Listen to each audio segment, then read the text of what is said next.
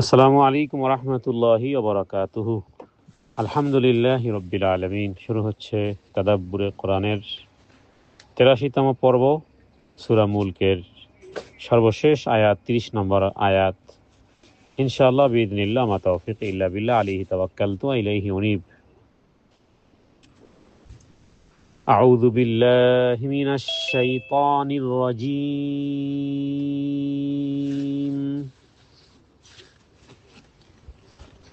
قل أرأيتم إن أصبح ماؤكم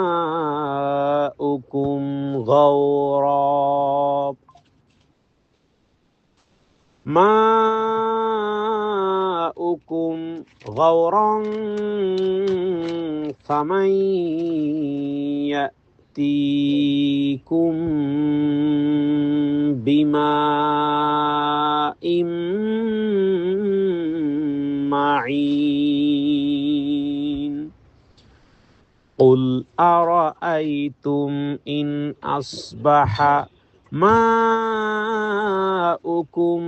غورا فمن يأتيكم بماء معين। আল্লাহ তাআলা আয়াতে সূরা মুলকের সর্বশেষ আয়াতে আল্লাহ প্রশ্ন রেখে দিয়েছেন গোটা পৃথিবীর মানুষের কাছে। গোটা মানব জাতি শুধু নয়, গোটা পৃথিবীর মাখলুকাতের কাছে আল্লাহ এক প্রশ্ন রেখেছেন, যেই প্রশ্নের মাধ্যমে এক বিশাল চিন্তার খোরাক এবং সতর্ক বার্তাও। কারণ হলো, গোটা পৃথিবীর মাখলুকাত বলতে গেলে পানির উপরে বেঁচে আছে। আমাদের শরীরের 70% বলা যেতে পারে যে পানি। ব্রেন পানির উপরে, কিডনি পানির উপরে, সব পানির উপরে। তাহলে শুধু মানুষই নয়, গোটা পৃথিবীর সমস্ত মাখলুকাত পানির উপরে কি বলে, বেঁচে থাকার মূল উপাদান মূলত আসলে পানি। যেখানে পানি আছে সেখানে শুধু প্রাণী ছাড়াও উদ্ভিদও আছে। পানি নেই তো সেখানে কিছু নেই। আরবরা যখন মরুভূমিতে চলাফেরা করত, মরুভূমিতে তো কোথাও পানি নেই, কিন্তু কোথাও কোথাও পানি আছে। কিভাবে বুঝতো? আকাশের দিকে তাকাতো। যেখানে দেখতো যে আকাশে পানির কুণ্ডলী, তারা মনে করতো ওখানে পানির সন্ধান আছে, ওখানে খুঁজলে পানি পাওয়া যাবে। বিদায় ইয়েমেন থেকে জোরহম গোত্র সিরিয়ার উদ্দেশ্যে যখন রওনা হয়, পানির সন্ধানে আকাশের দিকে তাকায়। কারণ পানির সন্ধানের উৎস কোথা থেকে নেওয়া যাবে? আকাশ থেকে। কোথায় পানি, পাখিরা কুণ্ডলী পাকিয়ে আছে, গোলাকৃতি করে আছে। এবার তারা দেখলো যে এই মক্কার দিকে পানির কুণ্ডলী দেখা যাচ্ছে। জোরহম গোত্র ভাবলো যেখানে তাহলে পানির উৎস আছে। এসে দেখে একজন নারী ছোট্ট একটা শিশু ছেলে নিয়ে বসে আছে। আর সেই নারীটি হলো হাজেরা, আর সেই ছোট্ট শিশুটি হলো হযরত ইসমাঈল আলাইহিস সালাম। তার মানে জমজম কূপের পানি এখানে আছে। জি, তো আল্লাহ তাআলা এখানে পানির কথা বলেছেন যে, হে নবী আপনি বলুন, কুল আরাআইতুম, তোমরা কি একটু ভেবে দেখেছো কি? হে নবী আপনি বলেন, আরাআইতুম, তোমরা কি ভেবে দেখেছো? ইন আসবাহা মাউকুম, মাউকুম মানে তোমাদের পানি, আরবিতে মাউন মানে পানি। মাউকুম তোমাদের পানি যদি, নাসবাহা যদি একেবারে বিলীন হয়ে যায়, আসবাহা মানে যদি হয়ে যায়, যদি হয়ে যায়। ইন আসবাহা গওরান মানে শুকিয়ে বা ভূগর্ভে বিলীন হয়ে যায়। যদি এটা হয়ে যায় কি, তোমাদের পানি সমূহ ভূগর্ভে বিলীন হয়ে যায়, ফামান কে আছে এমন, ইয়াতিকুম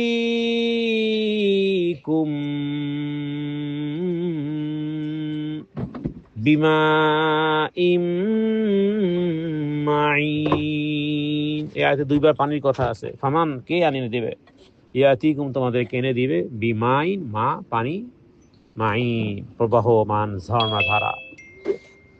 মক্কার কাফেরেরা বলেন, সবাই আমরা ইমানদার, বলেন সবাই আমরা পানি ব্যবহার করি। তো এত বড় নিয়ামত হ্যাঁ, রমজান মাসে রোজা রাখলে ইফতারির সময় পানি ছাড়া আর কিছুই ভালো লাগে না।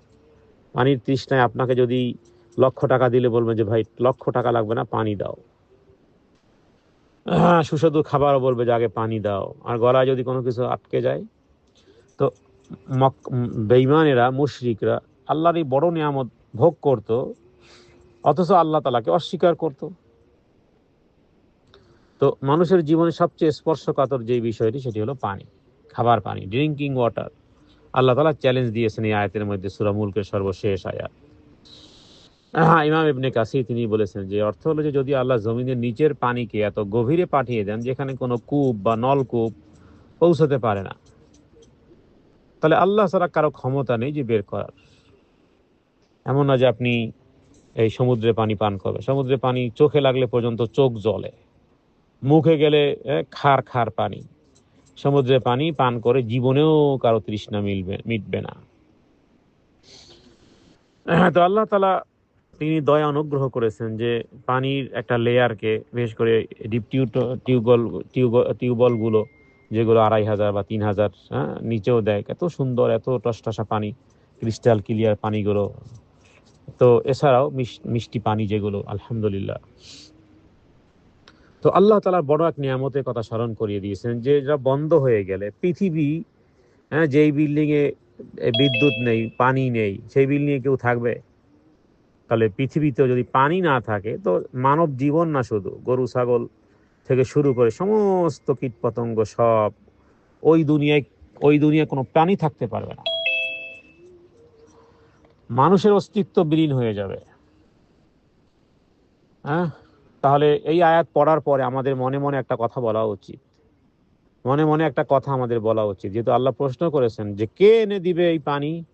মুমিনরা বলবে হে আল্লাহ, হে আল্লাহ, আপনি।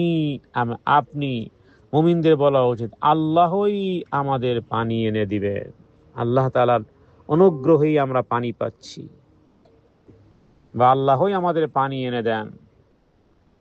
তো এটা আল্লাহ তাআলার এক রুবুবিয়্যতের বহির প্রকাশ। মানুষ পানি খুঁড়ে, মাটি খুঁড়ে কখনো পানি বের করার যে যে টেকনোলজি আবিষ্কার করেছে, কিন্তু মাটির নিচে পানি জমা করার ক্ষমতা কার? টেকনোলজি দিয়ে আপনি 3000 মিটারের নিচের পানি আপনি উঠালেন, বাট ওই পানিটা কার? ওই পানিটা কে ওখানে রেখেছেন? মাটির নিচে পানি জমা করার ক্ষমতা কেবল শুধুমাত্র অনলি ওয়ান, আল্লাহ জাল্লা ওয়ালা। বিমাই মাইন, বিমাই মাইন মানে হলো এমন এক মিষ্ট, এমন এক পরিচ্ছন্ন, এমন এক পানি যা চোখের সামনে সহজে প্রবাহিত হয়। আল্লাহ যদি এটা কেড়ে নেন তাহলে পৃথিবীর কোনো সরকার, কোনো বিজ্ঞান এটাকে তৈরি করতে পারবে না। সুতরাং সূরা মুলক এক ভিন্ন সূরা, বিধায়ী সূরা ব্যাপারী রাসূলুল্লাহ সাল্লাল্লাহু আলাইহি ওয়াসাল্লাম বলেছেন নিশ্চয়ই কোরআনুল কারীমের মধ্যে একটা সূরা আছে, আয়াত হলো 30টি। যে ব্যক্তি এটাকে তেলাওয়াত করবে, বুঝবে, সে ব্যক্তির জন্য কিয়ামতের দিন ইন্টারসেশন করবে। ওই সূরাটা ইন্টারসেশন করবে, হায়ারিং করবে। কার সামনে? আল্লাহ তাআলার সামনে হায়ারিং করবে। যারা খুব ভালো হায়ারিং করতে পারে, এদের ডিমান্ড বেশি থাকে, এরা শুধু আদালতে হাজিরা দিবে, এদেরকে লক্ষ লক্ষ টাকা দিতে হয়, কারণ তারা সিনিয়র। তো এখন ওখানে কিয়ামতের দিন সিনিয়র আর জুনিয়র সব দৌড়ের উপরে আছে।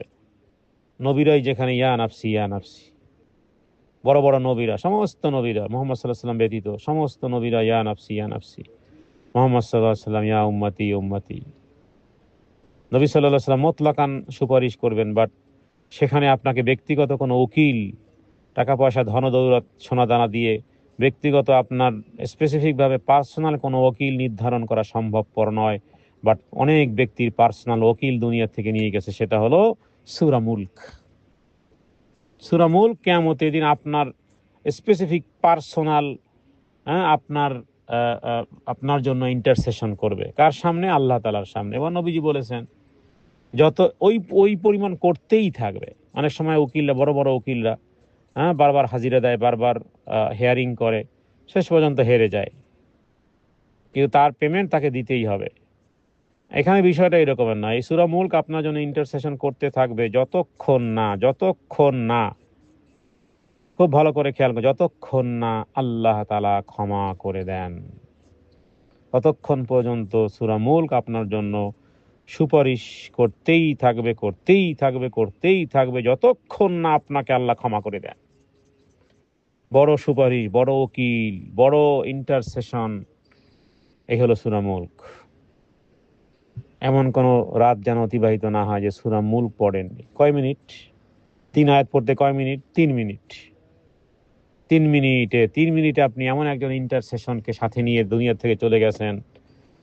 আল্লাহ তাআলার সামনে সে আপনার জন্য সুপারিশ করতেই থাকবে, বলবে হে আল্লাহ তুমি তাকে ক্ষমা করো, যতক্ষণ না ক্ষমা করবে ততক্ষণ পর্যন্ত। কোন কোন বর্ণনাতে আছে শেষ পর্যন্ত সূরা মুলক বলবে যে হে আল্লাহ, যদি তুমি ক্ষমা নাই করো তাহলে আমরা কোরআনে রাখছো কেন, কোরআন থেকে উঠিয়ে দাও। এরকমের মা ছেলের বা মা মেয়ের এরকম ঝগড়া হয় না যে আমাকে যদি তুমি না তো আমাকে, মানে এরকমের একটা দাবি থাকে না, আমাকে কোরআন থেকেই তাহলে উঠিয়ে দাও। নবীজি বলেছেন তার সুপারিশ কবুল করা হবে, আর সেটা হলো সূরা তাবারাকাল্লাযী বিয়াদিহিল মুলকু। ইমাম তিরমিজি হাদিস এনেছেন, আরো সুনান গ্রন্থ রয়েছে। তো তাহলে এই আয়াতের মধ্যে আমরা বুঝলাম যে বড় নিয়ামত দুনিয়াতে, পৃথিবীতে আমাদের অস্তিত্ব টিকে থাকা, মানুষের অস্তিত্ব, সমস্ত কিছুর অস্তিত্ব টিকে থাকার পিছনে পানি। এই জন্য নবীজি বলেছেন সাদাকার দিক থেকে সবচেয়ে উত্তম হলো সাদাকা হলো পানি। আফদালুস সাদাকাতি সাকাল মা, সর্বোত্তম সাদাকা, বেস্ট চ্যারিটি। আপনি আপনার জীবনে বেস্ট চ্যারিটি কি? মৃত্যু ব্যক্তিদের জন্য বেস্ট চ্যারিটি কি? কিয়ামত পর্যন্ত এই হাদিস বলবৎ থাকবে। যতই উন্নত টেকনোলজি হোক না কেন, হাতের মুখের নাগালের কাছে পানি থাকলেও বেস্ট চ্যারিটি হলো পানি। তৃষ্ণার্তকে পানি পান করালে একজন একজন নারী, ব্যাপার সহিহ বুখারীতে, যে একজন অন্যায়কারিণী নারী, খারাপ কাজ করেওয়ালিনী নারী, একজন প্রস্টিটিউট নারী চলতেছিল, দেখলে একটা কুকুরের বাচ্চা পানির তৃষ্ণাতে ছটফট করতেছে, পাশে কূপ আছে কিন্তু পানি ওঠানোর মতো ব্যবস্থা নাই। সে পায়ের মুজো, চামড়ার মুজো খুলে তারপরে তার জিলবাবের সাথে বেঁধে যেন ওই কূপ থেকে পানি উঠেছে, কুকুরের মুখে পানি দিয়ে তারপরে তার আপন কাজে চলে গেছে। তার ব্যাপারেই সহিহ বুখারীতে হাদিস এসেছে, আল্লাহ তাআলা তার এই কর্মের কারণে তাকে মাফ করে দিয়েছেন, কারণ ঈমানটা তো ছিল। তৃষ্ণার্তকে পানি পান করানো। এই আয়াত মনে করিয়ে দেয় প্রতিনিয়ত যে জীবন যাপন করতেছি আল্লাহ তাআলার দয়ার উপরে, আল্লাহর একেবারে দয়ার উপরে আমরা নির্ভরশীল, তার এই ডিপেন্ডেন্ট করে এটার উপরে। প্রতিদিন সকালে যে ফিল্টারে বা ট্যাপের পরিষ্কার পানি আমরা পান করি, অজু গোসল থেকে শুরু করে পরিষ্কার পরিচ্ছন্নতা ইত্যাদি, এটা এক জীবন্ত মিরাকল। আপনার জীবনে জীবন্ত মিরাকল পানি। পানি শুধু পানের জন্য না, অজু বলেন, ইস্তেঞ্জা বলেন, আপনার যদি শরীর খারাপ হয়, ইহতিলাম হয়, স্বপ্নদোষ হয়, তো সেই ক্ষেত্রে যতক্ষণ পর্যন্ত অজু না করবেন ততক্ষণ, যতক্ষণ গোসল না করবেন ততক্ষণ পর্যন্ত শরীরটা ভারী, কিছুই ভালো লাগবে না। 10 প্লেট বিরিয়ানি সামনে আনলো, বলবেন যে বিরিয়ানি লাগবে না, আগে একটু গোসল করতে চাই। অজু বলেন ইত্যাদি। এই ক্ষেত্রে আর একটা বিষয়, হাদিসের সাথে যেহেতু পানির বিষয় এসেছে, কয়েকশো হাদিস আছে পানি বিষয়ে, কয়েক শত হাদিস আছে। অজুর সময় অধিক পানি ব্যবহার করা এটা অপচয়। এটা অপচয়। পানি ব্যবহার করার সময় সবসময় যেন মনে রাখি যে যেই কোনো এনি টাইম, এনি মুহূর্তে আল্লাহ তাআলা এই পানিকে উঠিয়ে নিতে পারেন। একটা দেশে যুদ্ধ লাগলে আমি দেখেছি যে আরবরা কি করে, আগে পানি সংগ্রহ করে, যে আর কিছু না থাক। আমাদের দেশে মানুষ পানিবাহিত দেশ যেহেতু, এই জন্য আমাদের দেশে মানুষ চিরা কেনে, এরপরে আখের গুড় কিনে। পানি জানে যে সব জায়গায় পাওয়া যাবে, পদ্মা, মেঘনা, যমুনা, মধুমতি ইত্যাদি সব জায়গায় পানি পাওয়া যাবে। তো আরবরা কি করে, পানি। তাহলে নিজেদের ক্ষমতা বা প্রযুক্তির জোরে চিরকাল পানি পাওয়া যাবে এমন অহংকারী মনোভাব থাকা উচিত নয়। তো যদি এই ফামাইয়াতিকুম বিমাইন মাইন, তো পূর্বের এক ব্যক্তির ব্যাপারে এরকম একটা ঘটনা জানা যায় যে যখন এই আয়াত সে শুনলো, সে বলল, অহংকারী ছিল, বলল কেন আমাদের কোদাল কুড়াল ইত্যাদি শক্তিশালী শ্রমিকরা মাটির গভীর খনন করে পানি নিয়ে আসবে, নাউজুবিল্লাহ মিন যালিক। তো ইতিহাসবিদরাই বলে যে ধৃষ্টতার পর আল্লাহ তাকে এমন শাস্তি দিয়েছিলেন যে সেই রাতেই তার দুটি চোখ অন্ধ হয়ে যায়। চোখের চোখের পানি মানে চোখে কি আছে আপনি জানেন, আপনারা জানেন যে বৈজ্ঞানিক ব্যাখ্যায় কি, চোখে আছে পানি। হ্যাঁ, এই যে জিহ্বাটা নাড়াচ্ছি আমি, এর ভিতরে কি আছে? পানি। পানি না থাকলে আমি জিহ্বা নাড়াতে পারবো না তো। আমি যে চোখ দিয়ে কোরআন দেখতেছি, চোখের নিচে আছে পানি, জিহ্বায় আছে পানি, হৃদয়ে আছে পানি, কলিজায় আছে পানি, ব্রেন আছে পানির উপরে, কিডনি আছে পানির উপরে, কোনটা নেই পানির উপরে? সব পানির উপরে। তো শুকিয়ে দিয়েছেন আল্লাহ চোখের পানি, শুকারই তো অন্ধ আপনি। মানুষের চোখের যে পানি পানি আছে। এজন্য যখন চোখ থেকে কোনো পানি পড়ে তখন ডাক্তাররা কি দেয়, যে ড্রপ দেয়, পানি যেন বন্ধ। কারণ অধিক যদি চোখ থেকে পানি পড়ে আস্তে আস্তে করে, হ্যাঁ, আপনার এই চোখের কর্নিয়া বা ইত্যাদি সেগুলো সমস্যা। তার মানে পানি, সব জায়গাতে পানি পানি পানি পানি।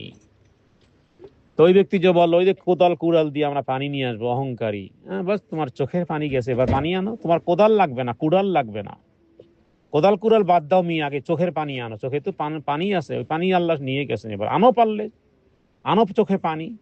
চোখে পানি নেই, দেখতে পাবে না, অন্ধ।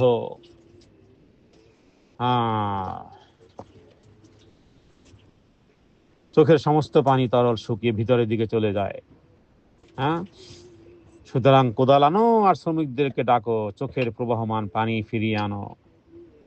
আল্লাহর আয়াতের সাথে কখনো কেউ যুক্তি দিলে সেটা হলো শয়তানের শয়তানি যুক্তি হবে। বাস, বুঝে এসেছে না বুঝে এসেছে, সামিয়ানা ওয়া আতানা। সুতরাং আমরা গ্রীষ্মকালে যখন দেখি প্রচুর খরা, অনেক সময় শত শত গভীর নলকূপের টিউবওয়েলের পানি ওঠে না, মানুষ বুঝতে পারে মাটির নিচে কোটি টাকার পাইপ আর পাম্প বসালেও যদি আল্লাহ পানির স্তর নিচে নামিয়ে, তবে মানুষের কোনো ক্ষমতা নেই এক ফোঁটা পানি নিয়ে আসার। মরুভূমিতে মানুষ পানি আছে তো ঠিক আছে। এই জন্য তো উটকে জাহাজ কেন বলা? এমন এক প্রাণী, একবার পানি খেলে 6 মাস পানি খাওয়া লাগে না। এই জন্যই তো ভিন্ন। উট ভিন্ন কেন? পানির কারণে উট ভিন্ন, পরিষ্কার কথা। উটের চেয়ে শক্তিশালী তো আরো কিছু আছে, হাতি আছে, ঘোড়া আছে, দ্রুতগামী ঘোড়া আছে ইত্যাদি। কিন্তু উট কেন ভিন্ন? আফালা ইয়ানজুরুনা ইলাল ইবিলি কাইফা খুলিকাত। কেন আল্লাহ বলেছেন উটের দিকে তাকিয়ে দেখো? বিজ্ঞান হয়রান হয়ে গেছে যে আল্লাহ উটের কথা কেন বললেন। হ্যাঁ, দেখা গেল তার পানির ট্যাঙ্কি, রিজার্ভ পানির ট্যাঙ্কি আছে, একবার উট পানি খাবে 6 মাসে আর পানি খাওয়ান লাগবে না। যান 10,000 কিলোমিটার ওই কি বলে আপনার, তাহলে তো আপনি উটের জন্যই আপনার ড্রামে ড্রামে পানি নেওয়া লাগতো। উট মানেই যে ড্রামে ড্রামে পানি নাও, কে খাবে? উটের আরোহী নাকি কি বলে এই উট, কে খাবে পানি? আর এক ঝামেলা হয়ে যেত। সুবহানাল্লাহ, সুবহানাল্লাহ ওয়া বিহামদি। উট তোমার বাহন। হ্যাঁ, গাড়ির পেট্রোল শেষ হয়ে গেলে 10 কিলোমিটার আগে ইন্ডিকেটর দেয় যে তোমার পেট্রোল শেষ। আগে ড্রাইভ করবা যেইটাই হোক না কেন, ড্রাইভ করবা যে আগে পেট্রোল পাম্প থাকলে আগে পেট্রোল ফুয়েল নিয়ে নাও, দেন ড্রাইভ হবে। সামনে পেট্রোল পাম্প আছে কি না আছে গুগলে সার্চ করে দেখো। পেট্রোল শেষ, তোমার বিএমডব্লিউ হোক মার্সিডিস হোক, হ্যাঁ, যাই হোক না কেন, স্টপ হয়ে যাবে পেট্রোল ছাড়া। তো যেটা বলতেছিলাম যে পানি, তো মরুভূমিতে উটকে আর ওইভাবে পানি খাওয়ানো লাগবে না, বাস একবার খাইয়ে দিয়েছেন কোথাও থেকে, বাস শেষ। এবার আপনার নিজের পানি নিয়ে চললেই হবে। মরুভূমিতে যখন তীব্র তৃষ্ণায় মরার উপক্রম হয় তখন কোটি টাকার ব্যাংক ব্যালেন্স বাঁচাতে পারবে না, কিন্তু এক গ্লাস ঠান্ডা পানির জন্য সে তার সমস্ত সম্পত্তি দিতে রাজি হয়ে যাবে। এটাই হলো পানির আসল মূল্য। কোনো কোটিপতিকে আপনি, বেশি কিছু না, কোনো কোটিপতিকে আপনি 2 দিন ধরে পানি দিবেন না, এরপরে বলবেন যে স্যার 1 গ্লাস পানি দেবো, তবে আপনার ব্যাংকের 10 কোটি টাকা দেওয়া লাগবে। দেখবেন যে বলবে যে ভাই 1 গ্লাস পানি দাও, যাও এই যে চেক দিলাম 10 কোটি টাকা নিয়ে নাও। তখন বোঝা যাবে 1 গ্লাস পানির মূল্য কত। এটা জাস্ট একটা উদাহরণ দিলাম, কোনো খারাপ দিকে এই করে নয়। জি, তাহলে ফামাইয়াতিকুম বিমাইম মাঈন, আল্লাহ তাআলা মানুষের তৈরি করা বোতলের পানি টাকার মূল্যে কেনা যাবে, কিন্তু আল্লাহর তৈরি করা মেঘের বৃষ্টির পানি, রহমতের মূল্য কখন পাওয়া যাবে? তাহলে মানব দেহে প্রায় 60 থেকে 70 অংশ পানি দিয়ে গঠিত। মনে রাখতে হবে, আমাদের সারা শরীরে 70% পানি দিয়ে গঠিত। পানি ছাড়া কোনো কোষ, কোনো সেল, আমাদের শরীরের প্রত্যেকটা শিরা উপশিরা, প্রত্যেকটা লোম কূপের নিচে আছে পানি। সুবহানাল্লাহ। তার অনেক সেল সেল বাঁচত না, আমাদের কোষগুলো সেলগুলো শেষ হয়ে যেত। আল্লাহ এতে আসলে পানির কথা বলে আমাদের পুরো অস্তিত্বের চাবিকাঠি যে তার হাতে। এই সূরা মুলকের শেষ আয়াত মানে চাবি যার হাতে, রিমোট যার হাতে, সে রিমোট যেদিকে টিপ দেবে তা সেটাই। আর এটা এমন এক রিমোট, এটা নেওয়া সম্ভবপর নয়, কারণ গোটা দেহে আছে পানি। পানি নিয়ে কিছু করলে বাস যাবে পানি শুকিয়ে। আল্লাহ তাআলা আমাদের অস্তিত্বের চাবিকাঠি তার হাতে, সেই সত্যকে যেন উল্লেখ করেছেন, ফামাই ইয়াতিকুম বিমাইম মাইন। সারাদিন পানি না পান করে থাকতে পারবেন? দেখবেন যে শরীরের জন্ডিস হয়ে গেছে, চেহারা শুকনো কাঠ হয়ে যাচ্ছে, চোখ হলুদ হয়ে গেছে, শরীরে ব্রণ। অনেক সময় পানি কম খাওয়ার কারণে মেয়েদের ব্রণ ওঠে। ব্রণ ওঠার প্রধান সমস্যা বলা যেতে পারে, যাই হোক এই সমস্ত চিকিৎসা বিজ্ঞানে তারা আরো ভালো বলতে পারবে আমার চেয়ে। তো পানি কেবল একটা তরল পদার্থ নয়, এটা আল্লাহর পক্ষ থেকে আসা জীবন বাঁচানোর এক চিরন্তন গ্রেস, অনুগ্রহ, এবং যেই বিষয়ের উপরে মানুষের কোনো কন্ট্রোল নেই।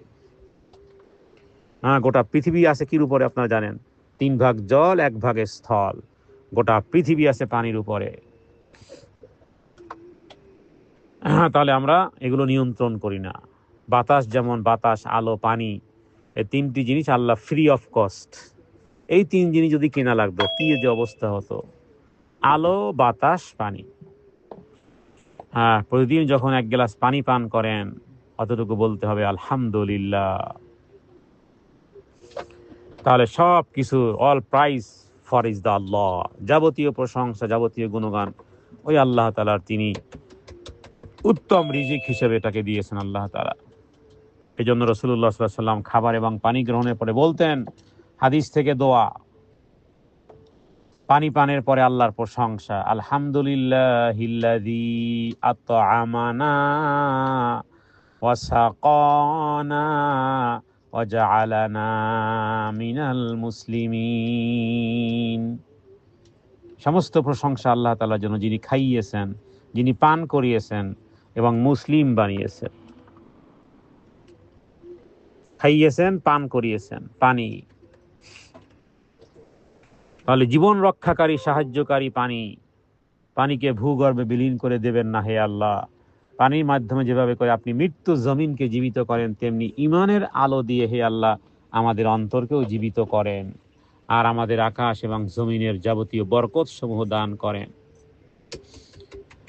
সুতরাং মেঘ থেকে বৃষ্টি বর্ষণ থেকে হোক, মাটির নিচ পানি রাখার বিষয়গুলো হোক, এগুলো সব কিছু রুবুবিয়্যাত, প্রোভাইডার হলেন শুধুমাত্র আল্লাহ সুবহানাহু ওয়া তাআলা। কোনো পীর, কোনো মাজার, কোনো মূর্তি আমাদেরকে 1 ফোঁটা পানিও এনে দিতে পারবে না। তাহলে ইবাদত, সেজদা, দোয়া ইত্যাদি হকদার কে? এই আল্লাহ সুবহানাহু ওয়া তাআলা। রিজিক দাতা তিনি। রিজিকের মধ্যে উত্তম রিজিক হলো পানি। মানুষের তৈরি প্রযুক্তি সাময়িক স্বস্তি দিতে পারে, বাট চিরন্তন জীবন কেবল একমাত্র আল্লাহ তাআলার নিয়ামতেই টিকে থাকবে, আর সেটা হলো পানি। আপনার এই human technology can give temporary comfort, স্বাভাবিক কিছু সময়ের জন্য, বাট ইটারনাল মানে স্থায়ী life only service on Allah blessings, আল্লাহর পক্ষ থেকে, আর সেটাই হলো পানি। পানি পানি বিমা ইম্মাইন, পানি আল্লাহ তাআলার দেওয়া জীবনের মূল ভিত্তি। আল্লাহ যদি পানিকে ভূগর্ভে লুকিয়ে ফেলেন, পৃথিবীর কোনো শক্তি ফিরিয়ে দিতে পারবে না। মানুষের উচিত শুধু পানির দিকে চিন্তা করে সাজদায় পড়ে কাদাকাটি, কান্নাকাটি করা। জীবনে কত গ্লাস পানি পান করেছি, 1 গ্লাস পানির মূল্য দিতে পারবো কিয়ামতের দিন। তাহলে আল্লাহ তাআলার দেওয়া এক অনন্য, এক বিস্ময়কর নিয়ামত, যা ছাড়া পৃথিবীতে মানুষের অস্তিত্ব, জীবনের অস্তিত্ব কল্পনা করা যেত না। যেখানে পানি আছে সেখানে জীবন আছে। নাসার বিজ্ঞানীরা এই থিওরি আপনারা জানেন, যে পানি থাকা মানে ওখানে জীবন, ওখানে জীবন আছে। পানি নেই তো ওখানে কোনো জীবন নেই। তো এই আয়াতের মধ্যে আল্লাহ তাআলা যে সব কিছুকে পানি দিয়ে সৃষ্টি করেছেন। ওয়াজআলনা মিনাল মাই কুল্লা শাইইন হাইয়িন, আর প্রাণবান সমস্ত কিছু আমি পানি থেকে সৃষ্টি করেছি। আফালা ইউমিনুন, আরে তারপরও কি ঈমান আনবে না? তাহলে গবেষণায় দেখা গেছে, যেটা প্রাণীর কোষ বা সেল তার উপাদান হলো মূলত সাইটোপ্লাজম। আর সাইটোপ্লাজমটা কি? এটা এটা হলো 80%ই পানি। সাইটোপ্লাজম মানেই হলো পানি। হ্যাঁ, ওটার কারণে জীবজন্তুর সেল, মানুষের সেল ইত্যাদি, মানুষের রক্ত, মস্তিষ্ক, মাংস, পেশি ইত্যাদি যা কিছু শরীরে যে সমস্ত অর্গানগুলো আছে, এই সব অর্গানের পিছনে হলো পানি, পানি, পানি, যেটাকে আরবিতে বলা হয় মা উন, মা উন, মা উন। তাহলে আল্লাহ তাআলা এই নিয়ামত না দিলে পুরো পৃথিবী একটা মৃত, একটা ধূসর মরুভূমিতে পরিণত হতো। এরপরে কোথাও একটু পানি কম হলে আল্লাহ তাআলা পানি মেঘের মাধ্যমে বর্ষণ করেন। আল্লাহ চাইলে সেগুলোকে লোনা বা বিষাক্ত করে দিতে পারতেন, কিন্তু আল্লাহ তাআলা কি চমৎকার করে বৃষ্টি পানি আমাদের দেশে, হ্যাঁ, বৃষ্টির পানিকে সংরক্ষিত করে রাখে, পুরো বছরের পানি। এমনকি আমাদের গ্রামে, আমাদের নিজেদের বাড়ি বাগেরহাটে, সেখানেও এই বৃষ্টির পানি ট্যাঙ্কিতে সংরক্ষণ করা আছে, এবারে ফিল্টারিং হয়ে সেটা আবার পানীয় হয়ে আসতেছে। এমনি তো বৃষ্টির পানি তো মিষ্টি, আপনারা জানেন, বরকতপূর্ণ। আল্লাহ তাআলা কোরআন কারিমে সূরা ওয়াকিয়ার মধ্যে এই জাতীয় অনেকগুলো প্রশ্ন করেছেন। তাহলে পানি কেবল তৃষ্ণা মিটায় না, এটা মুমিনের ইবাদতের চাবিকাঠি, এটা মুমিনের পবিত্রতা অর্জনের, এটা পিউরিফিকেশন আপনাকে আমাকে পুত পবিত্র করতে। হ্যাঁ, এটা মুমিনের জীবনের জন্য পিউরিফিকেশন। অজু, কিয়ামতের দিন অজু না করলে আপনার চেহারা নূরান্বিত কিভাবে হবে? অজুর বিষয়গুলো কিয়ামতের দিন ঝলমল ঝলমল করতে থাকবে। তার মানে এই যে দুনিয়ার জীবনে যে পানি ব্যবহার করে অজু করেছিলেন, দেখুন পানি তার অজু করি আল্লাহর জন্য, আবার আবার বিনিময় দিচ্ছেন, বেস্ট রেওয়ার্ড দিচ্ছেন আবার কিয়ামতের দিন। হ্যাঁ, অনুরূপভাবে গোসল করা, আল্লাহ পানিকে সহজ করে দিয়েছেন। টাকা দিয়ে যদি পানি কিনে গোসল করা লাগতো, কি অবস্থা হতো? কেউ কেউ মনে হয় যে বছরে গোসল করতো কিনা সন্দেহ। কিছু খবিশ আছে তো এমনি গোসল করে না, কিছু খবিশ এমনি গোসল করে না, গোসল করতে পারে, গোসল করে না। তো আল্লাহ তাআলা পানি বর্ষণ করেছেন উপর থেকে এবং নিচের থেকেও পানিকে আল্লাহ তাআলা, এমনকি আমরা সারাদিন যা খাই, ফল বলেন, ফুল বলেন, ফল বলেন, মূল বলেন, খাবার বলেন, আটা বলেন, জব বলেন, চাল বলেন ইত্যাদি, গবাদি পশু গোশত বলেন, এগুলো সব কিছুর এমন কিছু নেই সারাদিন আমরা যা খাই, আপনি সারাদিনে পানি ব্যতীতই আপনি যেগুলো খান তাকেই দেখেন তো, আপনি বলবেন যে আমি ডিম খাই, ডিমটা আসছে মুরগি থেকে, মুরগি, হ্যাঁ, মুরগি, গরুর গোশত, মানে সব কিছু ওরা সবাই পানি পানি পান করে ওদের জীবনে অস্তিত্ব টিকে আছে। দেন আপনার প্লেটে ওগুলো এসেছে। তো নদী বা সমুদ্রের পানি ব্যবহার করে প্রাচীনকাল থেকে আন্তর্জাতিক বাণিজ্য পর্যন্ত, বর্তমানে স্টিল নাও শিপিং বিজনেস টিকে আছে পানির মাধ্যমে। আল্লাহ সমুদ্রের পানিকে এমন প্লবতা বা শক্তি দিয়েছেন, বড় বড় জাহাজ পণ্য নিয়ে এক দেশ থেকে আর এক দেশে যাতায়াত করতে থাকে।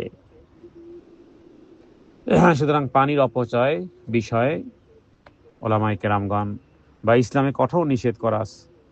প্রবাহিত নদীর তীরে বসে ওযু করলেও প্রয়োজনে অতিরিক্ত পানি খরচা করতে রাসূলুল্লাহ সাল্লাল্লাহু আলাইহি ওয়াসাল্লাম নিষেধ করেছেন। ওযুতে যেন পানি অতিরিক্ত খরচা না হয়। সুতরাং প্রত্যেকটা পানির ফোঁটা আল্লাহর দেওয়া জীবন, একে অবহেলা করা মানে নিয়ামতের অবমাননা করা। Every drop of water is a life given by Allah. হ্যাঁ, এটা একটা লাইফ গিভেন কে? বাই আল্লাহ, আল্লাহ দিয়েছেন। সুতরাং পানির অপচয় যেন না হয়।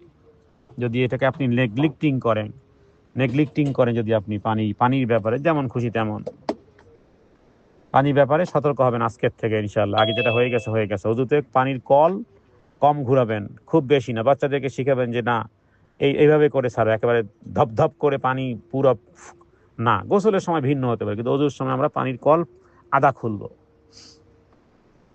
আরব বিশ্বে এখনো এই মসজিদগুলোতে পানি এই পরিমাণ যে আপনাকে ওই উপরের দিকে প্রেস করতে তারপরে পানি আসে।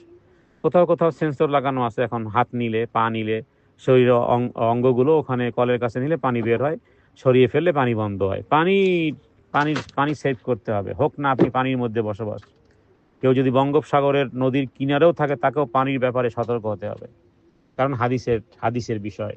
Neglecting it means disrespecting is blessing. আল্লাহ তাআলা যে নিয়ামত দিয়েছেন, নিয়ামতের অবমাননা, এটাকে আমরা বলবো যে